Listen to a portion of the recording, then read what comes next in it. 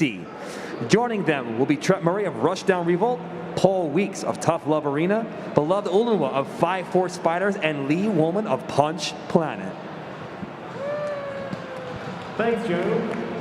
So from those trailers that we just saw and from the indie showcase in the back of the hall, I think we can all see that the indie scene for fighting games is in the best shape it's ever been. Very exciting to have 4 developers here with us today, so I'll kick it right off with questions. You know, we all know how hard it can be to be like a small developer of all the possible games that you could make. Why a fighting game? Yeah, you want to kick it off? I mean, right what you know, right? Fighting games are my favorite games to play, and also for me personally, I wanted to build a fighting game for teaching people to play fighting games. That was my main angle. I wasn't super satisfied by the current field, and so I tried to make the game that I wanted. So with Rushdown Revolt being a platform fighter, one of the things that I really love about platform fighters is the skill expression, the way that you can kind of tell at the highest level that this is that person playing that character, and they play them way differently than how anybody else plays that specific character. And so with Rushdown Revolt and the mechanics that we built into it, we were really excited with the opportunity to lean into that and fully reward mastery and skill expression in a way that we haven't really seen in the platform fighter space, intentionally built into a modern fighting game.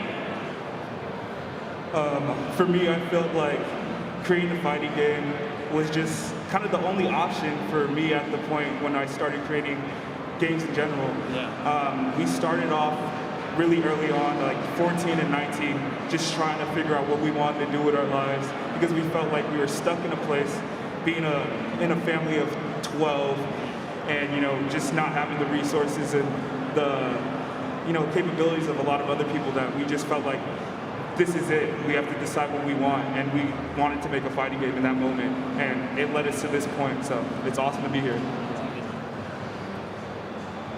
Our whole team, really big fans of fighting games, as I'm sure everyone here is. For me, growing up, just being obsessed with all the artwork in every fighting game, looking at the booklets, if I could get booklets of the artwork, just led me to know, like, I'm going to make a fighting game eventually at some point. And then eventually had time to maybe start working on it, and Will, the programmer, at the same time, separately, doing the same thing. And then eventually we got together, and it all just came together, so. Yeah, I know we were indie developers ourselves for a little bit, and the hardest thing for us was all the ideas we had and fitting them into the schedule and finding the time to do it, or finding the people to do it. Often it was just, in the beginning it was me and Tom in his office, and I was a programmer, and he was everything else, right? How do you guys think about building what you want with the teams that you have and the resources you have? How do you manage that? Yeah, so for Tough Love Arena, we're a 2-person team. I do programming and game design, and Amy does animation and kind of everything else. And it puts in some hard constraints. A big request we commonly get is to get more characters, and we only have 1 animator, and we're not done with the ones we have.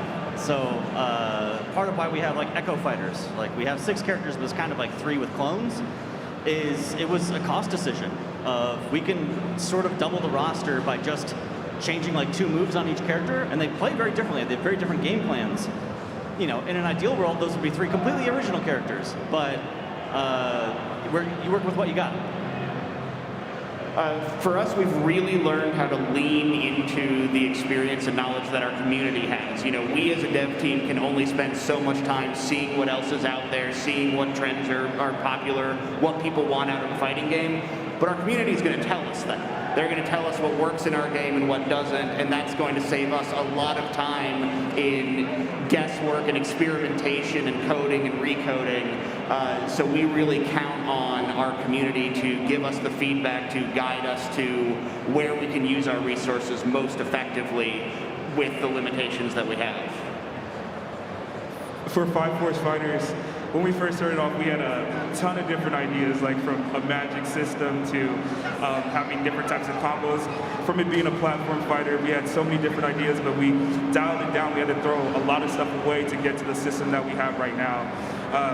But we knew that with our capabilities at the time, that we would have to just throw everything out there and, jump on a Kickstarter to get the help that we needed to reach the game to its potential, that we were able to show it off here. So, yeah, it was very fun to see what we could do by ourselves, but it's even more awesome to, be able to outsource some of the stuff to reach what we wanted to see. For us as a 3-person team, it's just very important that each of us take on the role and the role entirely. So, Paul does all the music and the sound, and Will builds the engine and does all the gameplay design. I have to do all the art, animation, concept art, also marketing and many other things. But ultimately, as a small 3-person team, it's just important that everyone, leads their roles confidently and takes control. I think, that struggle is one of the hardest things, right? But one of the things that's special about being indie, I just thought of a follow-up question. I'm going to throw you guys for a little bit of a loop. Your games all have such unique character to them, and they're all so different, which is really interesting to me. So, what inspires you? What's your source of inspiration? And well, it's just that. How have you managed with a small team to make something that I think is so speaks to each of your own personalities or vibes? Would love to hear more about what inspires you.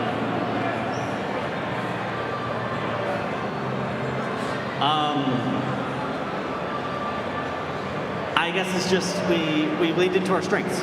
I had my ideas of how I wanted to build this beginner accessible on-ramp to 2D fighters game, but I didn't have any strong opinions about the aesthetic. And when I started collaborating with Amy, I told them, what do you want to do with this? What do you want to get out of making a video game? And they chose by their own description, this very indulgent, 2D, goofy, stretchy, very distinct style that they enjoyed doing, that they had a lot of passion for and wanted to express themselves with. And, they took it and ran with it. And similarly, I'm a big fan of this saying from this game designer Mark Rosewater, which is restrictions breed creativity. Yep. And likewise, when I started off with my beginner model and trying to figure out what I didn't want to have, it really let me focus on, the things that are important to me, like, say, neutral and footsies. I could spend a lot more time on those. And it paid off. Yeah, for Rushdown Revolt, everything came back to that need for skill expression and to reward mastery to the player. And when we hit on our central cancel system called Spark that allows you to cancel anything into anything else, which obviously is a ridiculous thing that required a lot of different constraints to be put on different characters, it required the dev team to put a lot of time into really kind of understanding what makes each character special, what makes each character really well defined in their niche within the genre. And so we've just put a lot of time into, again, listening to our community, finding out what they want out of a platform fighter, because again, this space really has not been explored broadly. There's been a lot of depth in the platform fighter space in very similar styles of game. So we really wanted to challenge ourselves to go broader and see what things from the traditional fighter space, the anime fighter space, we could incorporate into a platform fighter that would really create something new and exciting. Inspiration-wise, it was anything cool at the time, because I grew up playing a bunch of fighting games, RPGs, loving anime, and so that's what you see in 5 Force Fighters. It's just like that high action, high energy, the mic's not working, type of fighting game. So it was just all that cool stuff that we thought was dope, that you would see and you would want in a game as a kid, and that's what we put in there. Yeah, similarly, essentially everything I grew up with and loved has just been put into the game. Every 80s, 90s sci-fi film that I grew up watching, every video game I enjoyed, somehow I'm just trying to find a way to sneak it in to the game, and that's pretty much it. That's what I want. You all have games that look very polished. I know you're still working on them, but they look really, really good. I'm wondering for each of you, like, what's next? What do you think the next step is for you? Yeah, we feel like we have the characters mostly designed. We still need to finish animation for Onion and Garlic. But we're really proud of what we built out for multiplayer and for local. So the things I'm most looking forward to are building out the single player content, which is very important to me as having the full package. That's why we still have the beta label. But I admittedly kept putting off because I wanted to make sure people could play with each other and have fun first. But I'm really excited to get into single player content and different ideas I can explore there to keep people interested when they don't have a friend to play with. And I'm also really excited to get it native on more platforms.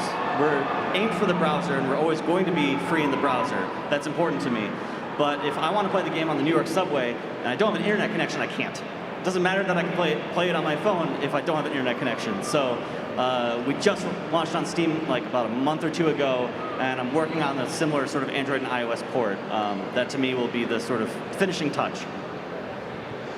We are working super hard to gear up for finally moving out of the open alpha phase that we've been in for a good long while now and move properly into a beta where we can focus on refinement, visual polish, getting the game to a place where, you know, it's esports ready, it's able to support the competitive community that's hungry for more tournaments, more engagement, and to be able to release more characters. Actually, at our booth this weekend, we're showcasing an early build of our newest character, which is our take on what does a stance character look like in a platform fighter. And we've been putting a ton of hours into figuring out how that even works, how those animations can function in a platform fighter. And so we're super excited to get some feedback this weekend and then go back home and really work on putting those finishing touches in before we're able to move into that beta phase. Yeah, I think we're kind of in a similar spot where we're trying to get out of the alpha stage and into the beta stage. Right now, we're really pushing to get our animations redone so they're slick and smooth and, you know, ready for more people to, you know, get their hands on the game. A huge thing for us is trying to seek out a publisher and just get the game ready for that really release on consoles and things like that. That's what I'm excited for. We have 2 new characters that we showed sort of portraits of that are in the works that we'd like to release soon. And Will, the programmer, has been working for a long time on a major overhaul of core systems and online, and that's going to be part of a much larger update that comes out to bring the game closer to the full scope. Well, thanks everyone for coming out. Like, your games are, like I said, they've got so much character. We're really pulling for you. Excited to see what you do next. To close things out, like, for the people who are interested and want to find out more about your game, where can they go? How do they find out more? Ours is easy. Tough Love Arena at toughlovearena.com. Just go to the website. We also are on Twitter, and we have a Discord and everything, but just go to toughlovearena.com. You can play the game, no installation, any computer or phone. You can't play Rushdown Revolt at rushdownrevolt.com, but there is a website there. It has things on it. But more importantly, we would love for people to join our Discord. We have a really active community that is hungry to teach people how this game works. It's growing every single day. You can also find us on Twitter and all the other things at Rushdown Revolt. Check us out. Give us a chance. It's free to play on Steam right now. And just really thankful for the opportunity to be here. You can play 5 Force Fighters at our Patreon. It's the commissioner tier. You can find us at Kaizen Creed at all social media, Twitter, IG, and TikTok. Everybody loves TikTok. And yeah, thank you for having us here, and it's awesome. I'm super excited. It's a great event. You can find everything at punchplanet.com, at punchplanet on Twitter. Come join the Discord, Discord/punchplanet. And you can find us on Steam. You can play right now at home with GGPO online netcode. Thanks a lot, guys. Hey, for all attendees, you can check out all these games and more in the Indie Mix section in the back. Thanks a lot, guys. Thanks for coming. Thanks so much. Thank you.